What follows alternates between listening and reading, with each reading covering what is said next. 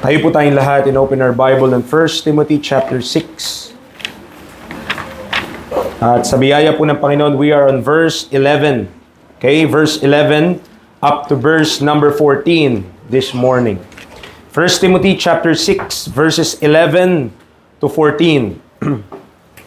If you are here when we started this thing, noong April pa yon of this year. April of 2025, and now we are on December, and we are the last stretch of our passage. Okay? So 1 Timothy chapter 6 verses 11 to 14, nandiyan na po tayo. Sabay-sabay po nating basahin. Ready? Read.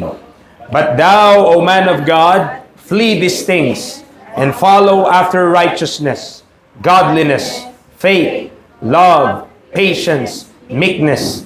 Fight the good fight of faith. Lay hold on eternal life, whereunto thou art also called, and hast professed a good profession before many witnesses.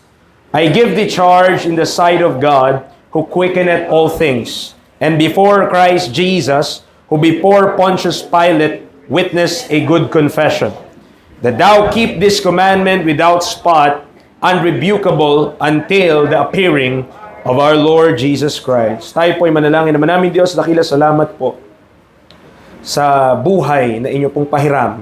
Salamat po sa pagkakataon na may pangaral niyo banal na salita.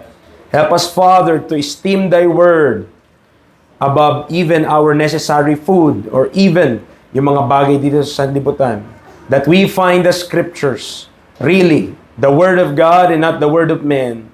Change us sa amin pong mga perspective, our minds, and help us, remind us, kung meron po kami nakakalimutan that we ought to know by now. And I pray na ang pangangaral pong ito may bring glory to you. Lower me as your preacher, kayo lamang po, Panginoon, maitataas. And help this church na may apply ang mga katotohanan nito. In Christ I may pray. Amen. Amen. And amen. Tayo po ay makakaupo.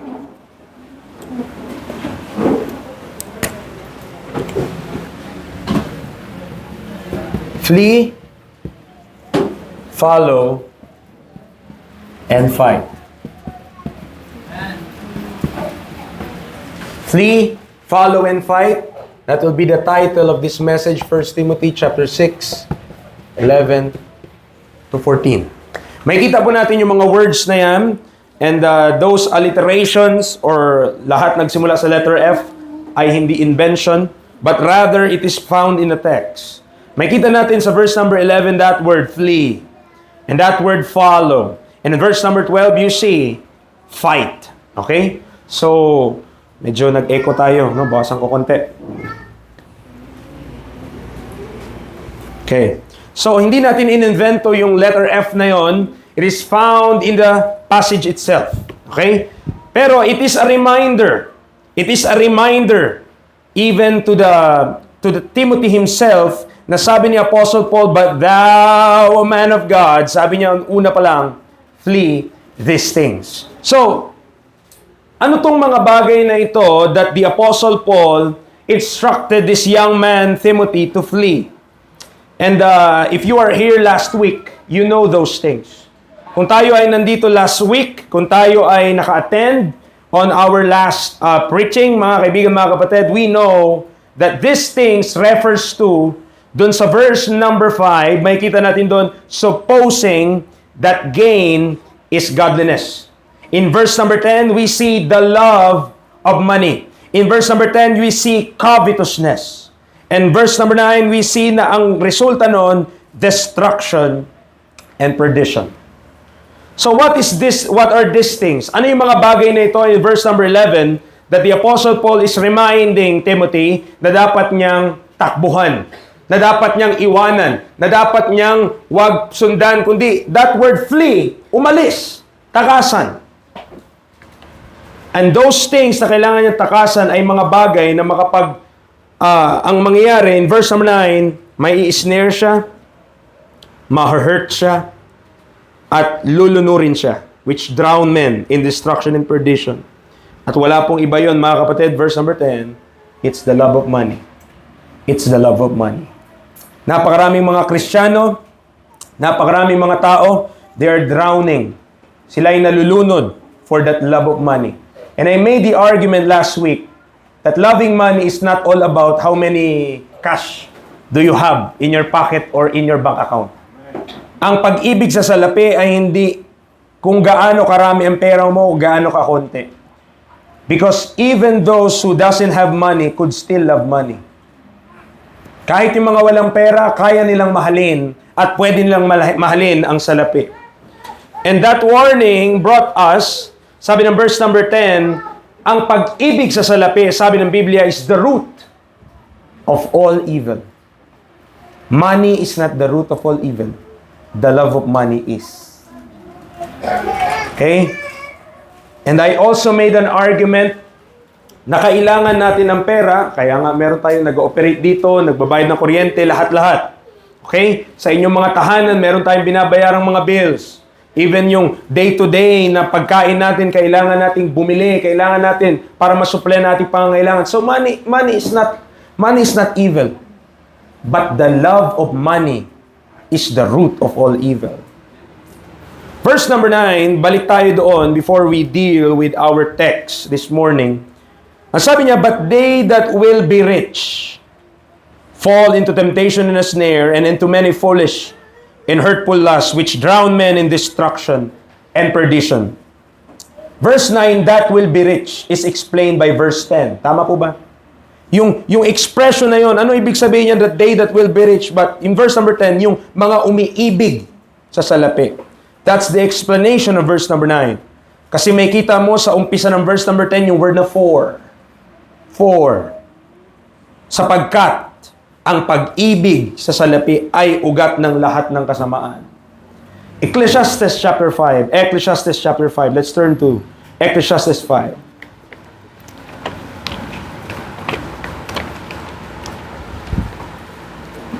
Psalms, Proverbs, ang kasunod po nun ay Ecclesiastes.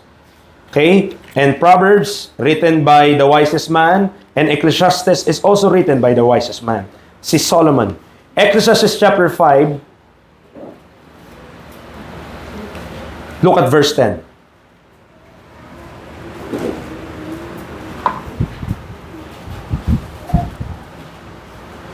He that loveth silver shall not be satisfied with silver, nor he that loveth abundance with increase.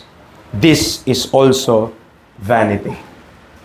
Sabi ng Bible dito sa Ecclesiastes 5, siya na umiibig sa pilak ay hindi masasatisfy. O kahit bigyan mo pa siya ng maraming pilak, kahit marami pa siyang silver, parang never enough. It will never be enough for him. At sabi niya, nor he that loveth abundance with increase. It's as if ang buhay ay it's a continual na pagkuha lang ng mga bagay-bagay, pag-accumulate lang ng wealth, pagdagdag lang ng mga bagay-bagay, pagbili ng kung ano-ano, and never be satisfied with it. He that loveth silver shall not be satisfied with silver, nor he that loveth abundance with increase. This is also vanity. Proverbs naman, Proverbs. Kabig ka lang ng konti pabalik. Proverbs chapter 30, verses 8 to 9. Proverbs chapter 30, verses 8 to 9. Proverbs 30, verses 8 to 9. Ito po yung I alluded last week about this passage. Kasi hindi ko naman nasulat or hindi ko nahanap itong passage ito last week. Pero ngayon, nandito siya. So Proverbs 30, verse 8 to 9. Ito yung panalangin dito. Ang sabi niya, remove far from me vanity and lies. Give me neither poverty nor riches. Feed me with food convenient for me, lest I be full and deny thee, and say, who is the Lord? Or lest I be poor and steal, and take the name of my God in vain. So yung panalangin dito, makikita na in verse 8 and 9, sabi niya, wag niyo po akong, okay, wag naman akong pagyamanin ng husto, no? Na ang mangyayari, sino ang Panginoon? Sino ba siya? Kasi kumbaga, you have everything that you want, you have everything that you desire. So, bakit mo pa kailanganin ng Diyos? So, yun yung argumento dito. But also, sabi niya, wag mo naman din ako bigyan ng kahirapan kasukdulang, kahirapan, poverty. Bakit? Kesa, baka magnakaw ako. And still, sabi niya, verse 9, and take the name of my God in vain. So mga kapatid, what is the secret? Ano yung kailangan nating state na magkaroon tayo bilang mga Kristiyano? Contentment. Contentment. Amen. Pero hindi lang basta contentment, I told you also last week, godliness with contentment. Kasi may mga tao naman na kontento pero hindi godly. You could be content and be godless and ungodly in your life. Pero kung ano ang merong great gain, ang sabi ng Bible, is that you have godliness with contentment. Godliness with contentment is great gain. Kung anong meron tayo ngayon, and that could, kung anong meron ka, kung anong meron ako ngayon, kahit hindi tayo mayaman, kahit hindi tayo sobrang kasaganahan sa buhay, kung nagagamit mo naman yung meron ka para sa Panginoon, that is better than having many things in this world at yung buhay mo hindi mo pagamit sa Panginoon. Nandiyan po tayo. Because at the end of the day, you will see, i-skip na natin, if only you could travel to the future. If only you could travel to the future and see kung anong magiging situation mo at the end, matututo ka Pero hindi natin magagawa yun, tama? We are passing through this time and you need to pass. Kung ikaw ay bata, dadaan ka sa binata, dadaan ka sa di ba, malakas ka, then you will eventually be an old man or old woman. And sometimes, yung wisdom po, mga kapatid, for the most people, dumarating lang at the end of their life. At sasabihin nila, sana pala, ganun yung ginawa ko nung bata ako. Sana pala, ganito. So, they are full of regrets pag nandun na sila sa kanilang old age. But it is possible ba na hindi mo i-regret yung old age? Yes. If right now, you could be wise to walk according to the Word of God at hindi ka magfa-follow dito sa mga bagay na to which drown men in destruction and perdition. Nandiyan pa po tayo.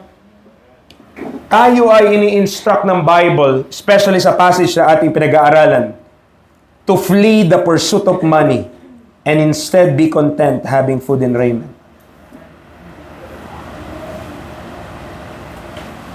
Mga kapatid, hindi masama na magkaroon ng pera. Uulitin ko po yun. Baka nami-misinterpret yung pinipreach. Okay? We're dealing with things, we're dealing with the state of mind, we're dealing doon sa estado mo bilang isang mananampalataya. Hindi masama na magkaroon ng salapi. Hindi masama na magkaroon ng maraming pera.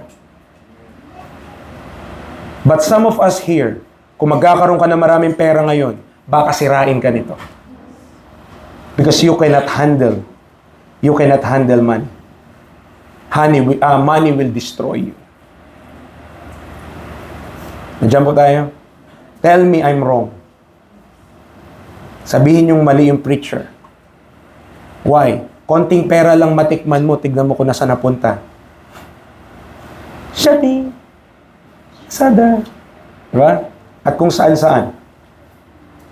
Pero, becoming a good steward doon sa mga bagay na nararanasan natin, binibigay po sa atin ng Panginoon, doon tayo magpaturo sa Panginoon. Lord, kung meron man akong increase, kung meron man akong blessing, kung meron man akong natanggap, dapat una mong naiisip ang Panginoon, who is the giver of all things.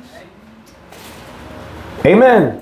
Hindi tayo mag-raise ng standard of our living, kasi kapag ginawa mo yon, nag-raise ka ng standard living mo, paano pag nawala yung flow na ine-expect mo monthly, at pag nawala yung flow na yon, saan tayo may iwan? We will be left in debt. Okay? At the end of the day. So, we are instructed to flee the pursuit of money, instead be content, having food and raiment. Huwag po natin i-sacrifice yung godliness with contentment for wealth and riches. Tingnan, balik tayo sa ating text. Huwag natin ipagpalit, mga kapatid. Pakiusap po. I hope I am communicating. I hope na nadadirect yung points that needed to be preached this morning. Pero tignan niyo po yung verse number 9. Listen. Encircle these words. Highlight nyo. Kung may highlighter kayo, may ballpen kayo, bilugan nyo, underline. Please, yung words na snare, hurtful lust, and drown. Snare, hurtful lust, and drown. Nakita nyo yung attitude that will be rich, sabi ng verse number 9, ano magiging resulta? Bitag. Pain. It's a snare. No? Alam mo sa bundok, yung mga nanguhuli ng mga bayawak, mga nanguhuli ng mga ahas, yung mga nanguhuli ng mga kung ano-ano, gumagawa yan sila ng snare. Gumagawa yan sila ng bitag. At pag nabitag na yung hayop, di na yun makagalaw kahit anong kawag-kawag pa nun. Wala na. Snared na siya. And many times, mga kapatid, marami mga Kristiyano, they are snared. They are snared. Hindi na sila magamit ng Panginoon. Kahit gusto nila, kahit may desire sila magpagamit sa Panginoon, hindi na sila magamit ng Panginoon. Why? Nandun na sila. Nandun na sila. Snared na sila. Or, in modern times, mga kapatid, this is called the rat race of life. Na parang cycle na lang, ulit-ulit, wala, dun ka na lang, dun ka na lang, dun na lang yung ginagawa mo. Pero hindi na tayo nagagamit ng Panginoon. Why? Because we spend most of our time desiring to be rich rather than being godly. Nandiyan po tayo. Again, I will repeat, lest you misconstrue. We are not against money. We are against loving money. Use money for God. Hindi yung pera yung kumokontrol sa iyo. Hindi yung pera yung kumokontrol sa atin. Tayo dapat yung merong control. Tayo dapat yung merong grip pagdating sa bagay na at hindi po tayo yung kinokontrol nito. Christ loved the church. Tama? Ephesians 5. Tignan niyo po yung words dito sa Ephesians chapter 5.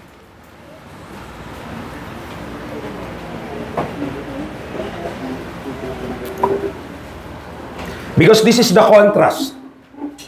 This is the contrast of the passage na binabasa natin. Okay? Ito yung ginawa ni Jesus Christ. Ephesians 5:25. Husbands, love your... Nandiyan po kayo? So, inuutusan yung mga husbands na ibigin yung kanilang mga asawa. Tama po ba? Now, look at what the love of Christ did for the church. Even Christ also loved the church and gave Himself for it. So when you love something, binibigay mo yung sarili mo para doon. Tama po ba? When you love something, sabi nga dito, kung yung husband, mahal niya yung kanyang asawa, kagaya ni Kristo, dapat ibigay niya yung kanyang sarili para sa kanyang asawa. Maliwanag po ba yun? And what does that mean if you love money? So ano ibig sabihin kapag sinabi ng Bible that you love money? You're giving yourself to it as well. Mga kapatid, it is very dangerous if we give ourselves to the love of money and not to the love of God. Amen. If we give ourselves, inuna natin ang pag-ibig sa salapi more than we are loving God Himself.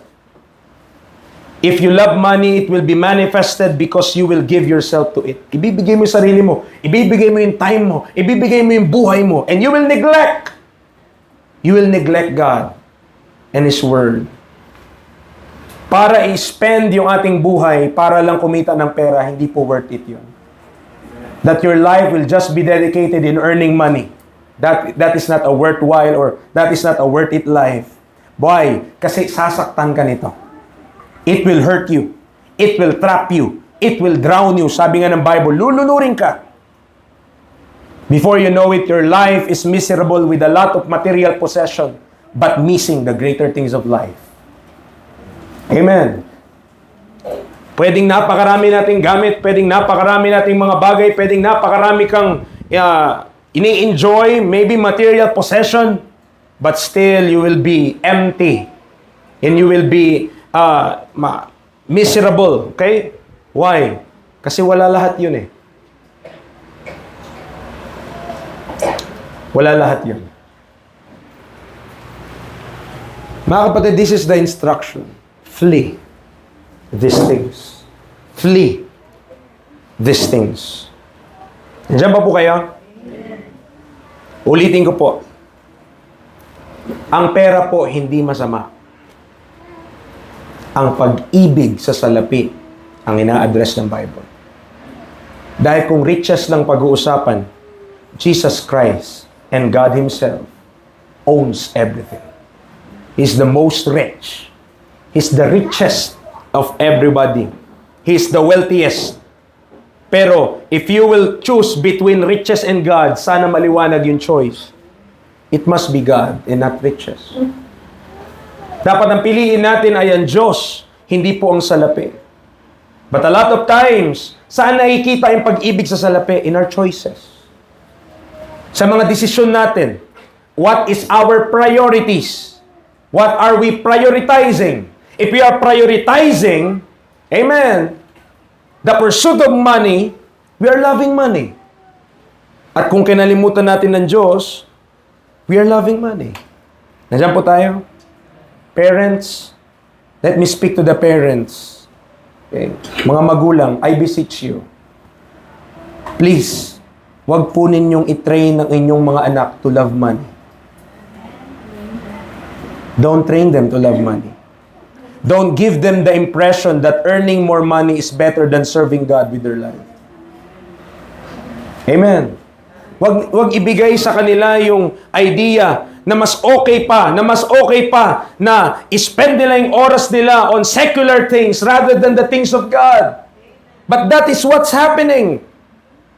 Notice the instruction in Ephesians chapter 6, verse number 4. Ephesians chapter 6, verse number 4.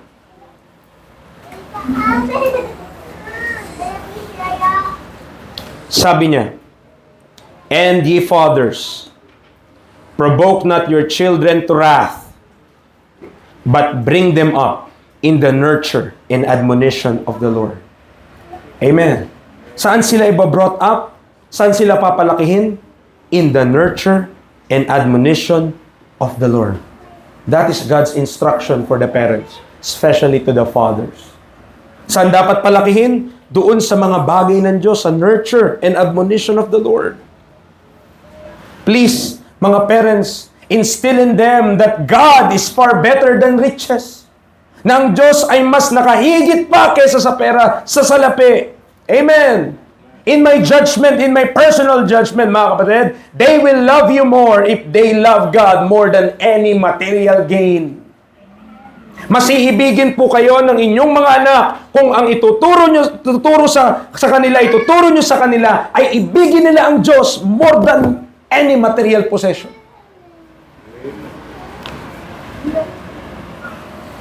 This is shown on your level of investment in their secular education more than their spiritual education.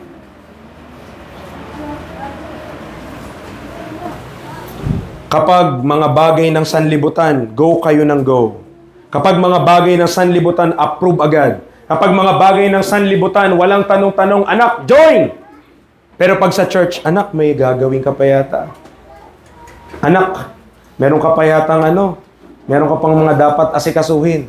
At anong nangyayari? You are training them to choose the world rather than God. And at the end of the day, iiyak tayo, magrereklamo tayo, bakit ang anak namin ang layo-layo na? Why? Because they are trained to love the world on the choices na inaalaw sila. And nawa, yung mga young people, wake up in this reality. Nawa sila mismo, they be convicted of their own. They stand upon the conviction of the Word of God. They know kung anong dapat nilang ibigin and i-prioritize. Amen. Dapat automatic na yun. Dapat di na tinatanong yun kung anong pipiliin mo eh. Dapat priority natin yung gawain ng Panginoon. Dapat yung priority natin yung things of God. Dapat yung priority natin yung Word of God. Hindi ka na namimili, ano bang pipiliin ko? Amen. Because, mga kapatid, if God is on your side at may favor ka sa Panginoon, you don't need to be so smart. Hindi mo naman kailangan maging sobrang talino sa mundo. Hindi mo naman kailangan sobrang kang sopistikadong tao, mga kapatid. Pero kung may takot ka sa Diyos, kung may takot tayo sa Diyos, pag tayo nagtrabaho, kung ano man gagawin natin, it will serve us well. Pero kung ang training sa kanila, mas importante pa yung mga bagay na sanlibutan, parents please, know your priorities. Nurture and admonition of the Lord, yun po yung instruction ng Panginoon. Pero kung pagdating sa sanlibutan, payag tayo ng payag, pero pagdating sa church, nagdadalawang isip ka pa, teka, may gagawin pa ba anak ko? Ay, may extra time siya. Sige, okay. Delikado po yan. Amen, delikado yan. Galatians chapter 6. Galatians chapter 6.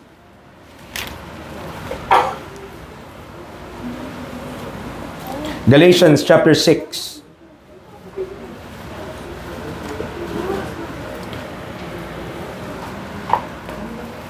Verse number 9. Galatians chapter 6, verse number 9. And let us not be weary in well-doing, for in due season we shall reap, if we faint not. Remember this, what we sow, we will reap. Kung ang mga bata, they are trained to love money and to love possession and to love material things, you will reap that. Aanihin po ninyo yan. Aanihin po natin yan. Amen. Baka at the end of the day, kahit kayo, hindi na nila pansinin. Kasi mas importante sa kanila yung mga bagay na sanlibutan.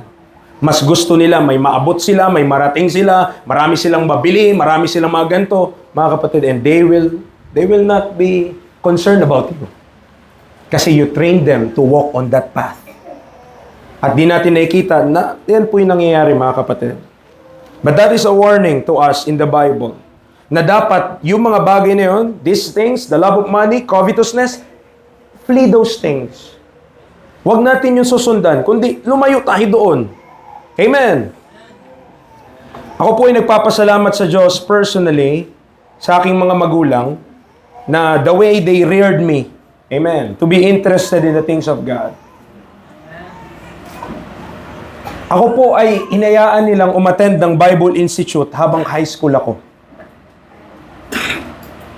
And ako din ay, hindi ko alam kung masama ang loob nila doon or ano, pero hindi ako nakapag-college. Regular college. I did not attend regular college.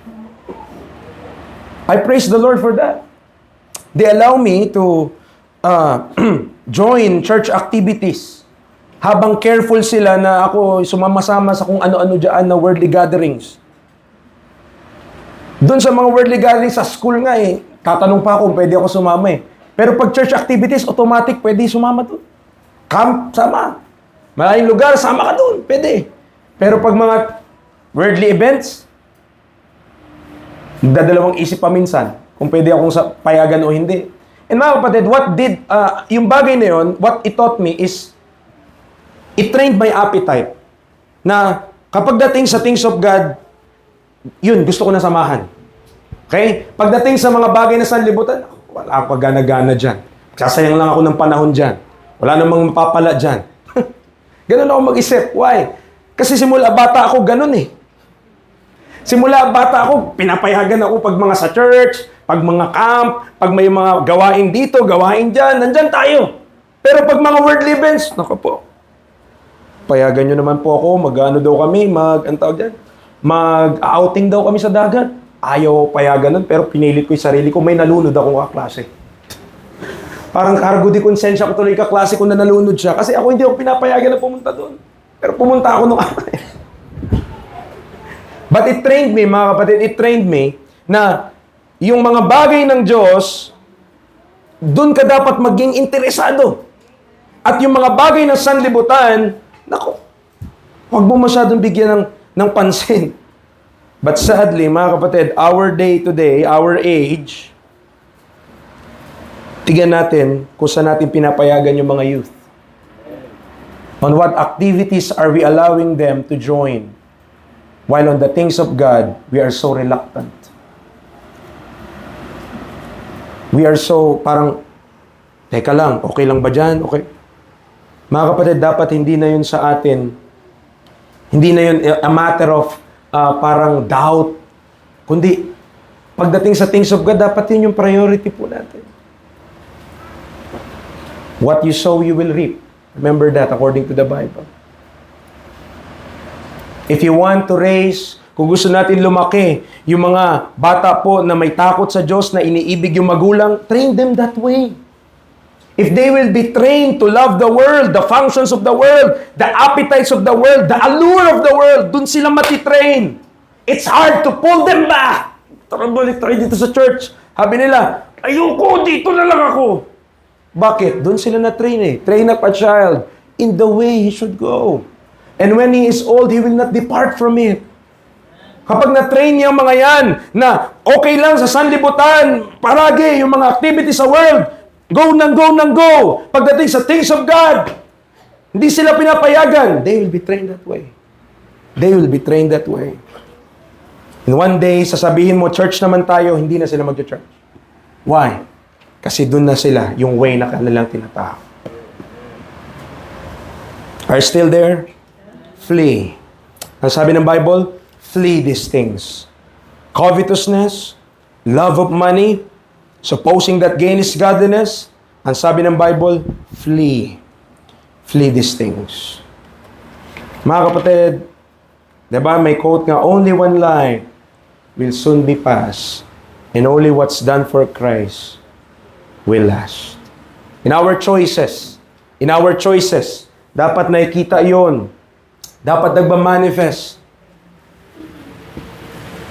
yung dapat nating alisan. And not just that, back to our passage in 1 Timothy 6, verse number 11. Hindi enough, hindi po sapat na iwanan yung mga bagay na yun. Tapos, wala lang. Iwanan mo lang. Hindi po ganun. When you flee something, you ought to follow something. Iiwanan mo to, pero sundan mo. Okay? Flee and follow. Kasi kapag iniwanan lang natin, practically speaking, kapag iniwanan mo yung bisyo at wala kang ipapalit dito, babalik ka sa bisyo. Kasi wala namang anong pumipigil sa'yo para huwag kang babalik dun sa bisyo na iniwanan mo. Wala. So, if you will leave something, kung iiwanan mo yung isang bagay, dapat meron ka ng bagong susundan. Dapat meron na tayong bagong susundan. So it's not enough to flee and not pursue another course of action. The tendency would be, you will go back because there's no other power pulling you to the other direction. So we are instructed also, like Timothy, especially the men of God, to follow certain things. And we find this in verse 11. Unang-una sa listahan, we ought to follow righteousness. We ought to follow righteousness. Romans chapter 6, mga kapatid. Romans 6. Sensya na po ako medyo parang pagod din ako magsalita. Kasi, dalawang subject yung binigay sa akin sa ABPI. So, ang subject ko, dalawang block na tig 1.5 hour. So, 3 hours per day yun. So, nung pagdating na ng Webes, wala na akong boses. So, ngayon lang nakaka-recover yung boses natin. Romans chapter 6, verse 13. Romans 6:13. Sabi ni Apostle Paul, neither, okay, ng Bible, yield ye your members as instruments of unrighteousness unto sin, but yield yourselves unto God as those that are alive from the dead, and your members as instrument of righteousness unto God. There was a time, nung hindi pa tayo saved na po ba yung makausap ko? If you are saved, there was a time in your life na yung members mo, the parts of your body, ang ni-yield niyan, saan yan inapapagamit ay doon sa verse number 13, unrighteousness. Kumbaga, sa hindi matuwid na bagay, nagagamit yung ating members. But there was a time when you became alive, when you became saved, when you know the Lord Jesus Christ, na dapat this time, yung members natin, instruments na of righteousness unto God. Yung bibig natin, dapat gamitin natin for righteousness. Yung katawan natin, yung kamay natin, yung paa natin, we should yield those members as instruments of righteousness unto God. Ano pa? Verse 16, know ye not that to whom ye yield yourselves servants to obey, his servants ye are to whom ye obey, whether of sin unto death, or of obedience unto righteousness. Hindi nyo ba alam na kung kanino kayo sumusunod, doon kayo alipin? Sabi niya, whether of sin unto death, or of obedience unto righteousness. Verse 18, being then made free from sin. Could you amen that statement? Mga kapatid, malaya na po tayo sa kasalanan. To those who are saved, you are made free from sin.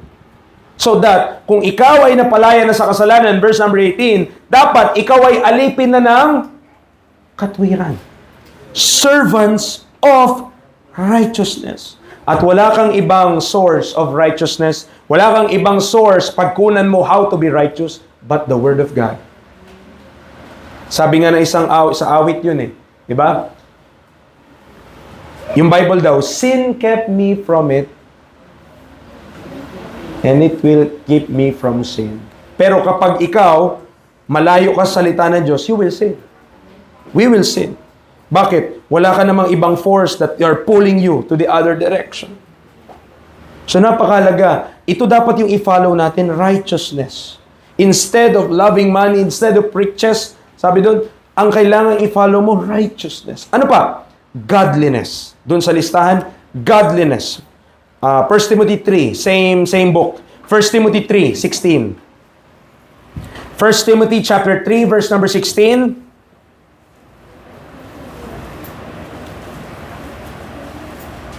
And without controversy, great is the mystery of godliness. God was manifest in the flesh, justified in the spirit, seen of angels, preached unto the Gentiles, believed on in the world, received up into glory. So instead na yung mga bagay na yon na binanggit ni Paul yung nauna, ano dapat i-follow mo? Godliness. Pagiging makadiyos. And this is godliness, the mystery of godliness for our age. How that God is using the body of Christ, yung church, for His purposes and His will para mangyayari yung kanyang kalooban. So if you want to follow godliness, hindi mo pwedeng hiwalayan yung church which is His body.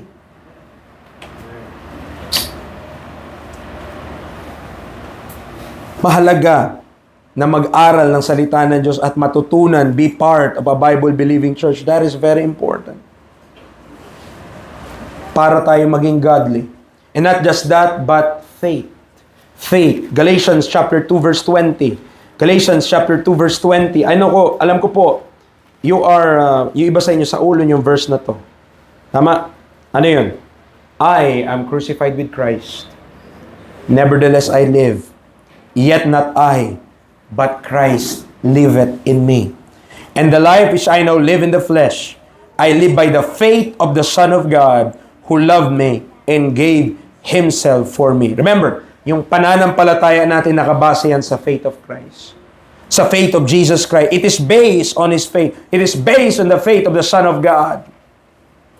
For we walk by faith and not by sight. So instead na yung mga bagay na yon, riches, love of money, ano dapat i-follow natin? Faith. Faith. Pananampalataya. Hindi madali na lumakad sa pananampalataya. Bakit? It's not by sight eh. Hindi mo pa naman nakikita yung Panginoong Hesus eh. Tama? But we know, we believe on whom we have believed. I know whom I have believed. Hindi lamang faith, kundi we should also follow love. Romans 8:39. Romans 8:39. Romans chapter 8, verse number 39. Nor height, nor depth, nor any other creature shall be able to separate us from the love of God, which is in Christ Jesus our Lord. So, ito dapat yung fina-follow natin. Ito dapat yung sinusundan natin. Bakit? Never ka namang maaalis na dyan. You are permanent in the love of God. Once na ikaw ay na-save, Once na ikaw, nakilala mo ang Panginoong Hesus through the gospel, once na ikaw ay may pagkakilala sa Panginoong Kristo bilang iyong tagapagligtas, nothing could separate you from the love of God. Amen. Hindi ka na maalis. Yung pag-ibig ng Diyos, we are in that, and you could not be removed from the love of God. Also, patience. Patience. 1 Thessalonians chapter 1, verse 3. 1 Thessalonians 1, verse 3.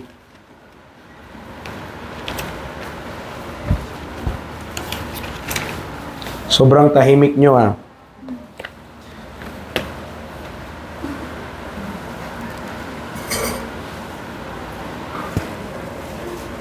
First Thessalonians 1, verse 3.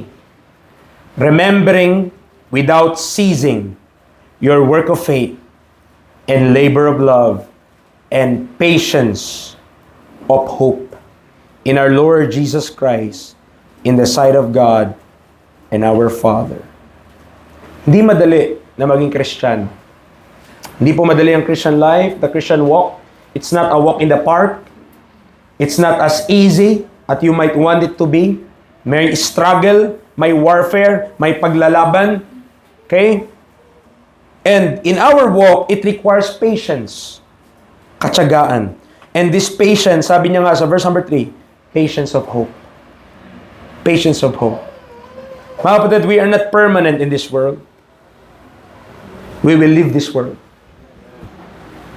Either by death or by the rapture. Pero of course, kahit alam mo na tayo ay kukunin din ng Diyos, mamamatay tayo, pwedeng tayo mamatay. Or mas maganda pa nga, rapture na. Tama? But if we will die, hindi naman yun yung hope mo eh. Ang hope mo pa rin sa Panginoon ka. Ang hope mo pa rin, one day, kung mamatay man tayo physically, bubuhayin tayo ng Diyos. We will be resurrected. We will be raised from the dead. So merong hope. May pag-asa. And by the way, don't worry. Kung tayo ay maglilingkod sa Panginoon, kung ay mag-i-invest ng more time, more energy, okay, magsasacrifice tayo para sa Panginoon, huwag ka mag-alala. Bakit? Ang Diyos, i-reward ka naman eh. Imagine ang buhay natin, ang pwede mo lang i-invest, kung ang mindset natin investment, kung ang pwede mo lang i-invest, kung simula nung na-save ka, ibilangin mo kung ilang taong ka lang. Yun lang may invest mo para sa Panginoon. Pero the reward is eternal. What is in view is eternity. What shall it profit a man if he shall gain the whole world and lose his own soul? Remember that. Huwag natin ilagak yung ating mga panahon doon, sabi nga sa riches that will conquer or kakainin lang din or kakalawangin. But in true riches. And that is in heaven above for the Lord's sake. 2 Timothy 2. And lastly, doon sa follow after righteousness, godliness, faith, love, meekness, and patience and meekness. 2 Timothy 2, verse number 25. 2 Timothy 2, verse number 25. Ano sabi ng Bible? In meekness, instructing those that oppose themselves, if God peradventure will give them repentance to the acknowledging of the truth. And we should have that. Amen. We should always have that when dealing with people. Pag may winiwin tayo, kapag may sinesharan tayo, kapag meron tayong kinakausap tungkol sa things of God and you're sharing to them some doctrines which is contrary to their belief, dapat ang nakikita sa atin, we are meek. We are not boastful, we are not proud, hindi tayo palalo, hindi tayo mayabang, because we are meek. Maamo tayo. Why? Knowing na na-receive lang din naman natin sa Panginoon yun. What could you boast about? Anong pagmamalaki mo? Anong pagmamayabang ko? Wala. Ibinigay lang, what I have is given to me. What I possess is just given to me. Maybe it is even given to me by grace. So how could I boast? Paano ko magmamayabang? Paano ko magmamalaki? Amen. It's only by the grace of God and the mercy of God. So instead of the deceitful riches, these are things which possess present and eternal value that is worthy of our pursuit. Mind you, these things does not foster laziness. Remember, baka ma-misinterpret. Preacher, ano ba ibig sabihin mo na ibigay namin yung buhay namin sa Panginoon? Preacher, ano ba ibig sabihin mo na maglingkod sa Panginoon? Baka iniisip nyo, pag naglingkod tayo sa Panginoon, hindi na tayo magtatrabaho. Hindi po ganun yun. Serving God involves work.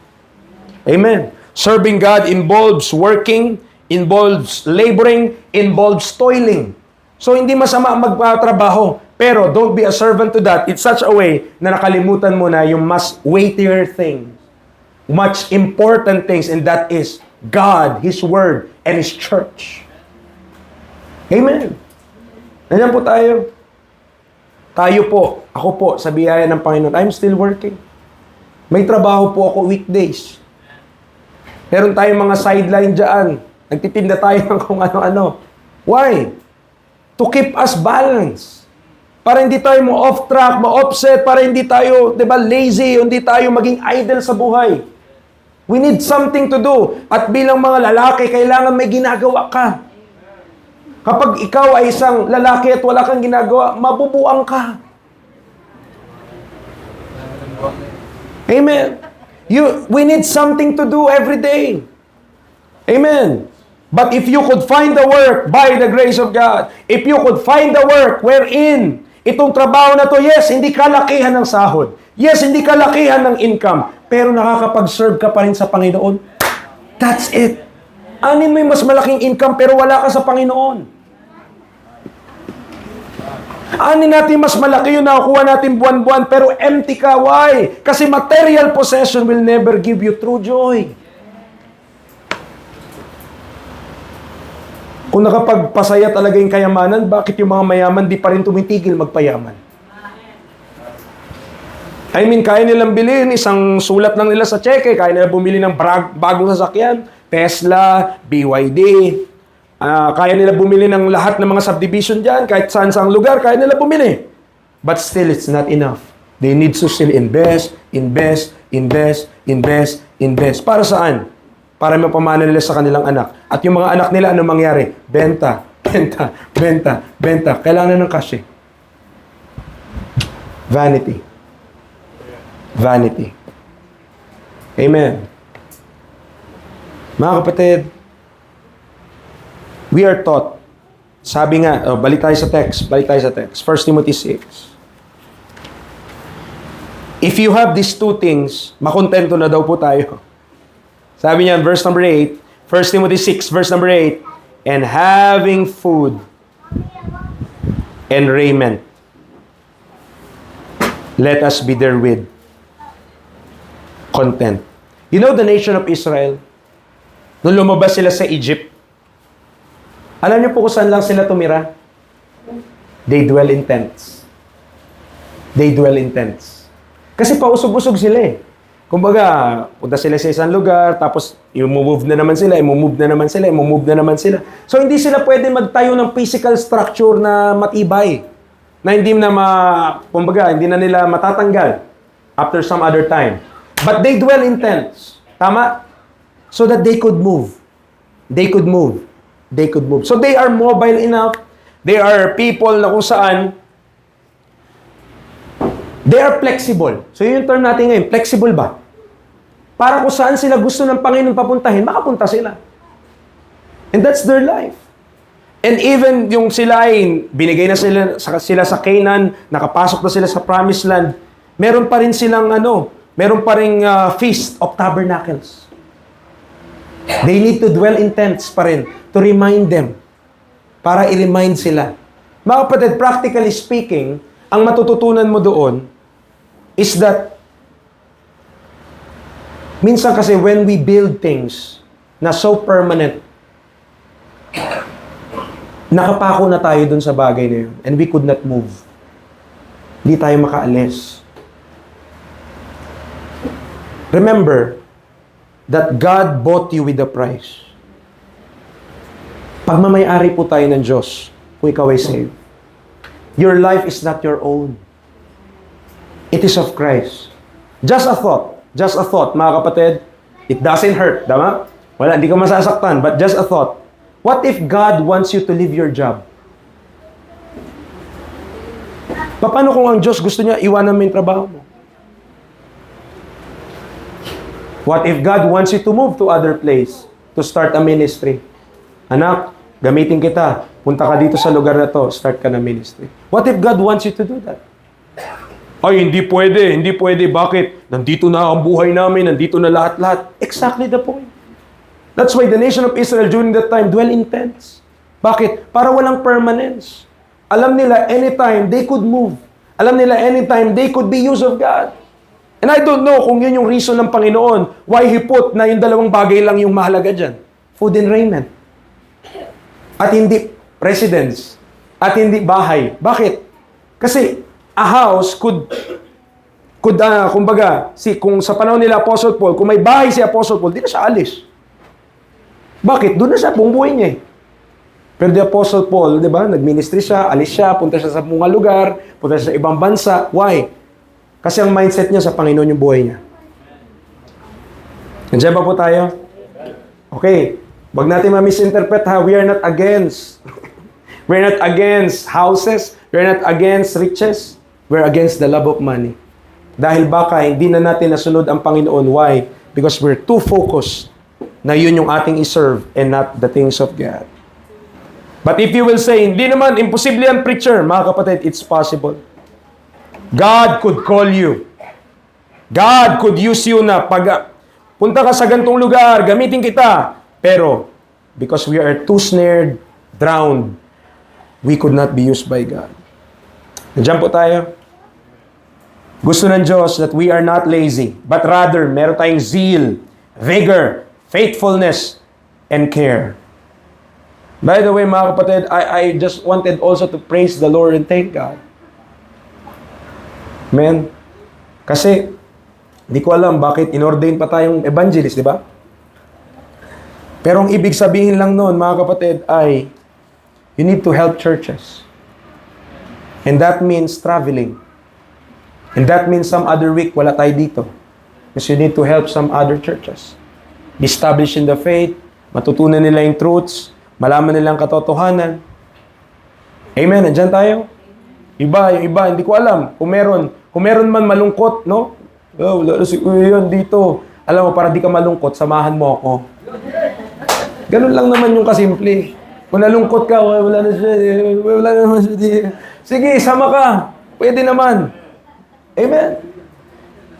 So, may solusyon yan. Ang tanong, willing ka ba sa solusyon? Yun lang ang ano dyan. Okay? So, flee. We are commanded to flee. We are commanded to follow. Pero pagkatapos mong sumunod, you are commanded to fight. You are commanded to fight. So, punta tayo 1 Timothy 6, verse number 12. 1 Timothy 6, verse number 12. Fight the good fight of faith. Lay hold on eternal life, whereunto thou art also called, and hast professed a good profession before many witnesses. You know? Yung iba, hindi sila parang hindi sila maka-step forward sa Diyos. Hindi sila maka-step ba na, Lord, mag-follow ako sa iyo. Lord, magsunod ako sa iyo. Bakit? Kasi they are waiting for the perfect circumstances. They are waiting na may pera na sila, marami na silang ari-arian, or okay na, kumbaga parang masabi mo, settled na sila. Lord, pag settled na kami, doon na ako hahakbang. Doon ko na ipapagamit yung buhay ko. That day will never come. That day will never come. Why? As you go along in this life, maraming needs. Amen. Bukas, may need na naman. Makalawa, may need na naman. Next week, next month, may need na naman. Next year, di mo alam, may dilubyo na darating. That perfect circumstance will never come. Na kumbaga, masasabi mo, kapag ganto na, pag naging ganto na yung estado ng buhay ko, yan, sa Panginoon na lahat to. Go! It will never happen. It will never happen. It's just a dream. It's just a wishful thinking. Pero anong tinuturo ng Bible? In whatsoever state I am, Therewith to be content. So, anong point? Kahit anong sitwasyon mo sa buhay, you could pwede kang umakbang sa Diyos at magpagamit sa Diyos kahit iniisip mo pang gulo-gulo pa yung buhay mo ngayon. Amen. You just need to be willing. Yun nga sinasabi natin. You just need to be willing at kailangan mo talagang ihakbang yung paa mo, Lord, yes! Otherwise, hindi niya tatawaging faith. Bakit? Sure ka na eh. Kaya nga may faith eh. Tama? Fight the good fight of faith. Bakit may faith? Kasi merong mga bagay na hindi mo pa nakikita. Panginoon, paano yung pamilya ko? Panginoon, paano yung pangangailangan namin? Panginoon, paano to? Hindi nga mauubos yun eh. That's why it requires faith. Sabi nga ng Bible, yung maging deacon, kailangan ng boldness in the faith.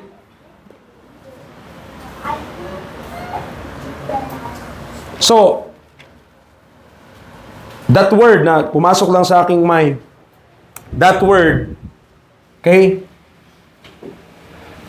Ito yung word, no? I want you to, sa ministry, if you want to get serious with God, if you want to be used of the Lord, hindi pwede yung parang hindi ka sure or hindi ka parang nagdadalawang isip ka pa, parang doubtful ka pa, kailangan nyo to, kailangan natin to. Commitment. Commitment. Preacher, sir, Kuya Yan, mag-ministry po kami. And we commit every Saturday. Gagawin namin yan. Ganun ang commitment, hindi yung kung kailan lang ako available. Isipin mo, hindi ka nga magiging available kahit kailan eh. You will never be available. Why? Meron si kumari darating, meron si kumpare darating, meron si mama, nandiyan si papa, lahat na. So, kailan magiging available yung buhay mo? Never. Kung hindi ka mag-step of faith and commit and say, Lord, use my life. Kung walang commitment, wala talaga. Ang dami na eh. Kuya, meron akong desire. Sabi ko na lang, wala naman yung desire na yan, nandyan lang yan. Puro desire lang tayo eh. Amen. Ang dami tayo, may mga desire. Kahit naman sino dito eh, preacher, kung alam mo lang, may desire ako. Alam ko pong may desire kayo. Okay? Pero it's not enough that you have a desire. What is your desire if you cannot commit? Amen. What is your desire if you cannot commit? At yung commitment, mga kapatid, that shows maturity. Kasi kapag kaya mo mag-commit, ibig sabihin, you are mature enough, responsible enough, and accountable enough na magawa yung isang bagay. At hindi ka parang, pag sinabi, kamusta na doon? Ay, nawala na po. Bakit? Tinamad na siya. Ay, tinamad. Commitment is kahit tamaring ka pa, I'll go. Pupunta ako. Gagawin ko. Susundin ko. May mga ibang schedule. Wala akong pakialam sa ibang schedule. Ito yung commitment ko sa Panginoon. Amen. Commitment. If you want to fight the good fight of faith, you need to commit. Hindi pa pwede na, siguro ngayon, next week, di na ulit. I'm finding the right timing of the Lord. Wala nga ganun eh. Ngayon yung panahon. Anong sikreto ng mga Macedonian believers? They were willing in themselves and also binigay nila yung kanilang sarili sa Panginoon. Una. So, ano na lang yung iba? 2 Corinthians 13. I hope nakakapag-communicate tayo. And I hope, sana magising yung mga kalalakihan natin dito. Kasi minsan, hindi mo maintindihan, hindi ka mag-grow lalo, or hindi ka mag-grow as you need to if you will not teach others. Kaya nga command sa mga ministers of God, kagaya kay Timothy, these things which thou hast heard of many witnesses, the same commit thou to faithful men who shall be able to teach others also. So yung tinuturo po sa atin, hindi yan para sarilinin natin. Tinuturo yan sa atin para ipasa mo sa iba. At pag di mo pinasa sa iba, mapapanis yan sa iyo. 2 Corinthians 13:8. Ano sabi niya? For these things, tama ba itong verse na ito? Ayun, 13:8. For we can do nothing against the truth, but for the truth. Alam mo, pag naglingkod tayo sa Panginoon, you know na panalo tayo eh. Big sabihin, kung kahit kumontra ka sa katotohanan, hindi ka mananalo. Ang truth mananalo. So sumide ka na sa katotohanan. Ba't ka pa sa side sa mali? Ba't ka pa sa side dun sa error? Bakit di ka sumide sa truth? Fight the good fight of faith. 1 Corinthians 15, ito, isa rin sa verse na alam nyo na. Verse 58, you are well aware, alam nyo na to sa inyong, kasi minsan gamit na natin to. 1 Corinthians 15:58, therefore, my beloved brethren, be steadfast, unmovable, always abounding in the work of the Lord. For as much as ye know that your labor is not in vain in the Lord. Saan daw tayo mag-a-abound, mga kapatid?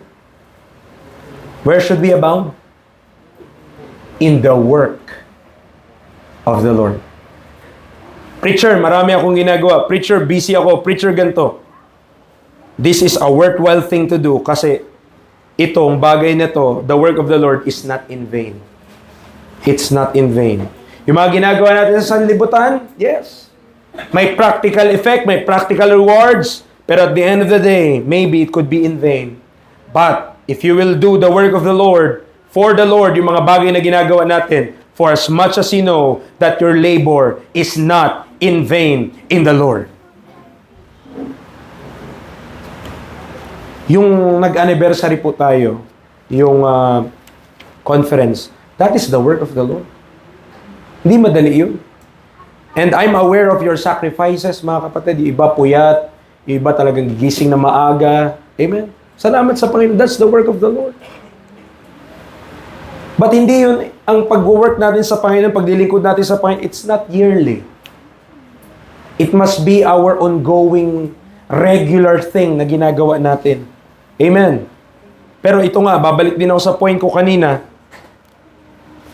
we need to be committed. Amen. We need to be committed. Magbabagong taon na naman. Tama po? Ano ng taon? 2026? Next year? 2026 na, imagine, ang tanda na nating lahat. Sabi nga, hindi yun nagrereklamo ka. You're just stating the fact. Amen. Hindi po tayo pabata. At sa ating mga men dito sa church, please, commit to the Lord. Commit to the Lord. Marami tayong work na nabubuksan, marami mga ministry dyan na kailangan ng mga faithful men na sasabihin, magde-take charge, pastor, preacher, ako po, available ako dyan. I will make myself, hindi lang yung, available ka ba dyan, Brad, yung araw na hindi. Pastor, I will be available on that day. Bagay, yun po yung unahin ko. I will prioritize that day. I will commit myself that I will be there and I will do kung ano yung dapat ipagawa. Amen. Be committed. Mga kapatid, magbabagong taon na naman, may mga New Year's resolution na naman tayo. At kung babalikan mo yung New Year's resolution mo, wala kang na-checkan. Walang natapos. Okay. Kahit isa. Remember, the good fight of faith is good. The good fight of faith is good. We should be thankful for the privilege. Remember, ang paglilingkod sa Panginoon, hindi rights, privilege. It's like a driver's license. Hindi yan karapatan. Privilege yan. Kaya kung ikaw ay nag-live, habang, di ba, may marami na natanggalan ng lisensya. Bakit? Kasi ginamit nila yung pribilehiyo nila sa mali. Ang yabang, nagla-live pa, tapos, tanggal lisensya. Ang paglilingkod sa Panginoon, it's not a right. We should always thank the Lord for the opportunity and privilege na pwede niya tayong magamit. And never boast of what we could do for the Lord. Kasi ang Panginoon lang lahat yan eh. Remember, ito yung word ha. Ito. Ang buhay sa Panginoon, it's a fight. It's connected to war. It's connected to warfare. Hindi ko na bubuksan lahat-lahat ito, but in 2 Corinthians 10:4, nabanggit yung weapons. 2 2 Corinthians 10:4 ulit, warfare. 2 Timothy 2:3, soldier. Ephesians 6:11, the armor of God. Ephesians 6:12, wrestle. Hindi tayo naglalaro dito. We should remember that we have a real enemy. And this real enemy, wala siyang ibang gustong gawin, kundi huwag kang magamit ng Panginoon. Because when you are used by God mightily, na-expose siya. Napapatunayan how He was so ignorant, pinapatay niya pa si Kristo, pinako niya pa si Kristo, hindi niya alam that brought about salvation unto the Gentiles. Amen. So please, mga kaibigan, mga kapatid, we are in war. We are in a battle. Hindi natin alam kung hindi natin paggamit yung buhay natin sa Panginoon, we are losing this war. Ang Diyos natin hindi natatalo, pero tayo matatalo. Bakit? Although you are saved, you will be useless. Isipin mo, pwede ba yun? Preacher, papunta ako ng langit, pero yung buhay ko useless. Yes. Ang term ng Bible, reprobate, concerning the faith. Ibig sabihin, wala nang pakinabang pagdating sa pananampalataya. And may we fear, mga kapatid, matakot tayo dun sa thought that God will never use us again. God will never use my life. Because pwedeng mangyari yun. Amen. Pwedeng mangyari yun. If we will follow, if we will pursue riches and the deceitfulness of riches, we could be out of the race. Bakit? Kasi all our attention, all doon na lang, doon na lang, doon na lang. At di natin na bigay ang ating time para sa Panginoon. Meron din kaya nga, dahil gera ito, may mga casualty. Maraming sugatan. Maraming dadanakan dugo. We better fight or we surrender to the will of the devil. There is no middle ground. Di ko pwedeng sabihin, preacher, maglilingkod na lang po ako sa kana. Preacher, pinag-iisipan ko pa. Walang middle ground dito. Either you serve God or you are not serving God. 2 Timothy 2:26. 2 Timothy 2:26. Ano sabi niya? Tignan niyo po yung term dito. Gusto ko pakita sa inyo. 2 Timothy 2:26. And that they may recover themselves out of the snare of the devil, who are taken captive by him at his will. You don't know, the buong buhay natin, pwede pala, if we're not aware, ang buhay natin in captive by Satan. Ibig sabihin, akala mo, okay lang ginagawa mo, pero ang nasa-serve mo, ang nasusunod mong will of the devil, not the will of God. Gamo, snare, tas captive. Pwede ba yun? That we are snared by the devil? Pwede ba yun that we are taken captive by him at his will? Yes. Yes. Preacher, pwede ba kahit saved? Yes. Kaluluwa mo lang ang saved. Amen. Kaluluwa lang. Pero yung flesh mo, isa-save pa lang yan ng Panginoon. We could still be snared and we could still be taken captive by him at his will. So ano ang kailangan natin mangyari lagi? Humbleness, humility. Panginoon, use me. Panginoon, change me. Panginoon, search me. Kung anong mali sa akin, pakicorrect niyo po ako. If we don't have that attitude, and we will be boastful, maybe akala natin ang Diyos pa pinaglingkuran natin, pero hindi na. Snared, captive.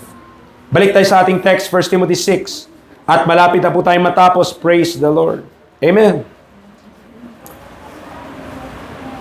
But thou, man of God, flee these things, and follow after righteousness, godliness, faith, love, patience, meekness. Fight the good fight of faith. Yes, may struggle. Yes, mahirap. Yes, mayroong mga challenges. But it's a good fight. It's a good fight. Amen. Pag nagpagamit ka sa Panginoon, when you commit to something for the work of God, I don't think na pagsisisihan mo hindi yan. Because that's a good fight of faith. Preacher! Available po ako. Pastor, available po ako. Mag-aaral po ako so that ako po yung tatao dyan sa ministry na yan. Amen. I'll be committed every week. Nandyan po ako. Kapag may conflict sa schedule, yan po priority ko. Commitment. Fight the good fight of faith. Mga kapatid, don't think Ito po maybe we are boastful. Maybe akala natin, sinasayang natin yung time natin, sinasayang natin yung panahon natin. Akala natin we have all the time in the world. Mga kapatid, you don't know kung bukas buhay ka pa. You don't know that. It's in the hands of God. So don't sabi, Preacher, saka na ako maglingkod sa Panginoon next year na. Alam mo pa bang buhay ko? Alam mo pa ba kung buhay ka pa next year? I myself, amen, aware po ako that I might, baka nga hindi ako umabot ng 30 years old eh. Baka hindi ako umabot ng 40 years old eh. Preacher, bata ka pa. Kung ginusto ng Diyos na kunin ako eh. So kailan ako magsaserve? Kapag malalaman ko nang mamamatay na ako? Or right now? Right now? When will you step forward and when will you commit? Kapag hindi na tayo, di ba, meron pa nga parang nakaka-open yung picture na yun. Hindi ko alam kung sino nagsabi sa akin sa isang church na pinuntahan namin sa Mindanao. Meron doong sa mga wall sa church. So meron nakalagay doon poster. Tapos nakalagay, Pastor, mag-serve na po ako sa Panginoon pero pilay na siya. May mga benda-benda. Tapos nakalagay doon, so mag-serve na po ako. Ibig sabihin, parang sometimes, ma-realize lang natin maglingkod sa Panginoon when we have no other choice. Pag wala na akong choice, wala na eh. Ano pa bang gagawin ko? Pero sana mag-serve tayo sa Panginoon kapag may choice pa tayo. Ngayon, amen. Ngayon yun. Hindi kung kailan, hindi nga darating mga kapatid. The perfect circumstances will never come. But please know na kung ano man ang magiging decision natin by faith, the Lord will help us. The Lord will help us. O sa mga umattend, even dito, sa mga umattend sa ABPI, no, hindi sapat na nag-attend ka dun tapos wala kang gagawin. Mag-commit ka na agad sa isang bagay para hindi mawawala yung apoy na yan. Hindi. Kuya, next year ulit, punta ako ABPI. So, anong gagawin natin, Brad? Bago dumating yung taon na yon. So, yung isang taon, pagitan na mag-ABPI ulit. Attend lang po ako. Mga kapatid, commit, please. Commit. Fight the good fight of faith. So, sabi niya, yung kasunod nun, malapit na po tayo, lay hold on eternal life. Colossians 3:2. Colossians chapter 3, verse 2. Ang sabi ng Bible, set your affection on things above, not on things on the earth. Saan daw dapat yung affection natin? On things above, and not on things on the earth. Yung mga bagay na sanlibutan, mga kapatid, it will fade away. It will fade away. But the things above, hindi po. They will stay and they will be eternal. So lay hold on eternal life, mga kapatid. Doon din tayo papunta eh. Whereunto thou art also called. Iba sa atin, we are too worldly, na ayaw natin mag-rapture. Ba't ayaw mo mag-rapture? Iwanan ko na to. Ayoko pa. Okay? Pag mas lalo tayo naging spiritual at lumakad sa Panginoon, maisip mo, mas maganda dumating ng Panginoon. Amen. Because if you are in the fight, mga kapatid, you will feel na yung laban na ito, hindi siya madali, mahirap siya, may struggle siya, pero salamat dahil ang lakas ng galing sa Panginoong Jesucristo. Lay hold on eternal life.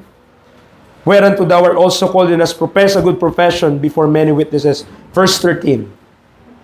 I give thee charge in the sight of God, who quickeneth all things, and before Christ Jesus, who before Pontius Pilate, witness a good confession.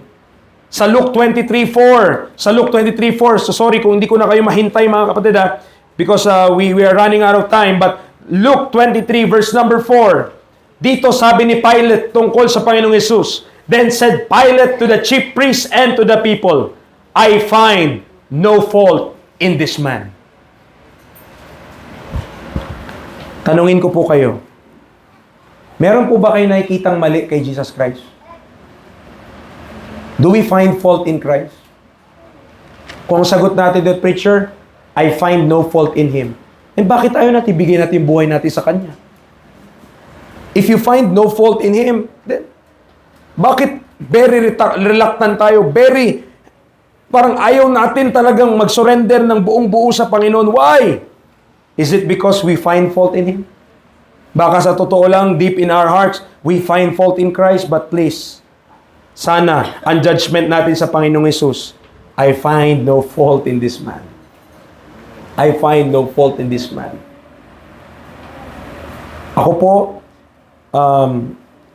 still remember the day, though hindi pa ako saved noon, pero I remember, nung nag-surrender ako ng buhay sa Panginoon, that is 13 or 14 years old ako. Amen. 13 or 14 years old. Sabi ko, Lord, gusto ko pong isuko yung buhay ko sa inyo at gusto ko malaman ang katotohanan. And I still don't regret that decision that day that I made. Amen. I don't regret that day na kahit yung mga worldly things, hindi ko maabot yung mga yan. Amen. Kahit walang mga award na yan sa sanlibutan, I still could praise God and thank Him. Amen. Salamat sa Panginoon. I praise God for my wife. Amen. Napakaganda. Amen. Why? It's by the grace of God. Wala tayong mapagbalaki. And that day, yung sinuko ko yung buhay ko sa Panginoon, mga kapatid, talagang lahat na lang inaral kahit anong uri ng doktrina. And praise God, we are now in the faith. And we're now fighting the good fight of faith.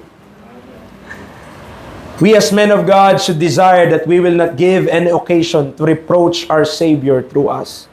Sana, yung charge na ito, mga kapatid, lalo na sa mga men, ang Diyos nakakakita sa atin. Ang Diyos alam ang ating ginagawa. One day, haharap tayo sa Diyos. There's no secret thing that is hid from God. All are revealed, all are transparent in His sight. Kasi kahit puso, kita niya eh. Yung tao, di natin makita yung laman ng puso, ang Diyos nakita ang laman ng puso. Before Jesus Christ one day, we will appear before God one day. So, flee, follow, and fight. And lastly, verse 14. That thou keep this commandment without spot, unrebukable, until the appearing of our Lord Jesus Christ. That is our hope. One day we will meet Christ. We will appear. Christ will appear and tayo din with Him. Philippians chapter 3 verse 19. Philippians 3:19 and 20. Philippians 3:19 and 20. Whose end is destruction, whose God is their belly, and whose glory is in their shame, who mind earthly things. Meron talagang ganun. Ang kanilang minamind, ang laman ng kanilang isipan, ang laman ng kanilang thoughts, walang iba kundi sarili nilang tiyan and their own glory, which is shameful. But, verse number 20, for our conversation is in heaven, from whence also we look for the Savior, the Lord Jesus Christ. What are you looking for? What are we looking for? Are you looking for Christ? Or are you looking for the things of this world? One day, mga kapatid, yun nga yung sinabi dito sa verse number 7, sa 1 Timothy 6, we brought nothing into this world, and it is certain we can carry nothing out. Wala kang mabibitbit. When you leave this world out, kapag tayo ay kinuha ng Panginoon either by death or by rapture, no material possession ang madadala natin paakyat. Nothing at all. But let me address first yung bago tayo matapos sila na mga wala pang pagkakilala sa Panginoong Hesukristo. Please, believe on Christ. Please, believe on the Lord Jesus Christ at yung ginawa niya para sa iyo. Believe the person and the work of Christ so that we will be together at His appearing.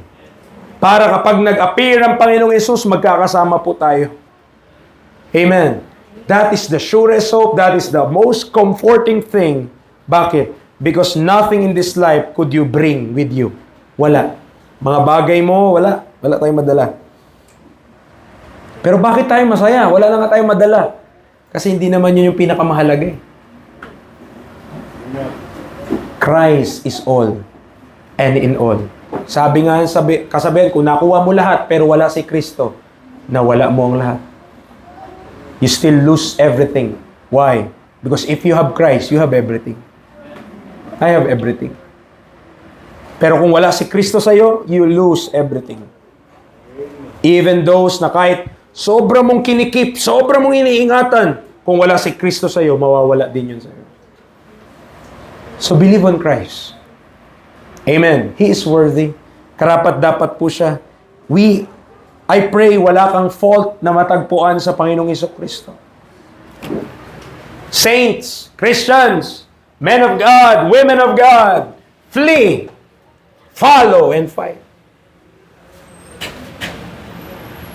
Commit.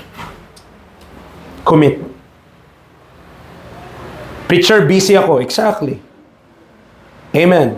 Hindi gagamit ang Diyos ng tamad na tao. He needs those who are occupied and are doing something. Marami pa pong dapat gawin habang di pa dumarating ang Panginoon. And He still need laborers and workers sa Kanya pong work.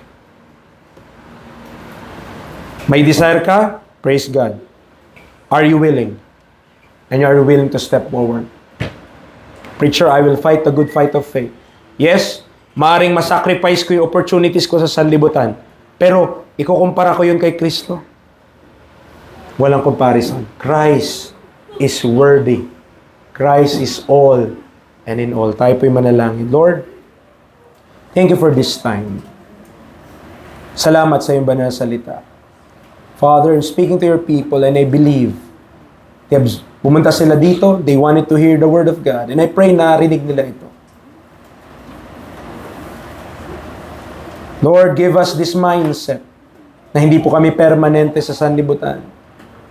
That death and the rapture could come at any time. But I pray that we will not regret our life kapag kukunin nyo na po kami. That we will find our past, we will find the things that we have did na sayang.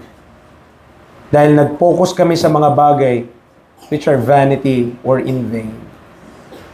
But your promise in the scripture in 1 Timothy 15:58 that when we abound in the work of the Lord, our labor is not in vain in the Lord. Lord, I could only do as much. Pero nawa, Panginoon, nagamit niyo po ako ng tama this morning. I pray for the hearts and saints dito ngayong umaga. Nawa, they made the decision, Panginoon. Na ipagamit po yung buhay nila sa inyo. Lahat kami busy, lahat kami may trabaho, lahat kami may ginagawa. Pero Panginoon, tawagin niyo po, gamitin niyo po ang buhay namin. Pakiusap, Lord. Sayang ang aming buhay if will not be used for Thy glory. Lord, I don't know kung sino po itong mga tao na ito which understands the message this morning. At naintindihan nila, nawa, hindi lang nila naintindihan bagkus they will follow and fight the good fight of faith. Praying for them. Thank you, Father, sa lahat ng blessings amin. Buong taon pag-iingat, provision, lakas ng katawan, health. Pero nawa, Panginoon, huwag masayang aming buhay. Salamat po sa grace nyo. Salamat po sa mercy. Even sa mga bisita, I pray they find our Lord worthy of honor and glory. Salamat po this morning. Sa iyo po lahat ng kapurihan pasalamat. In Christ name we pray.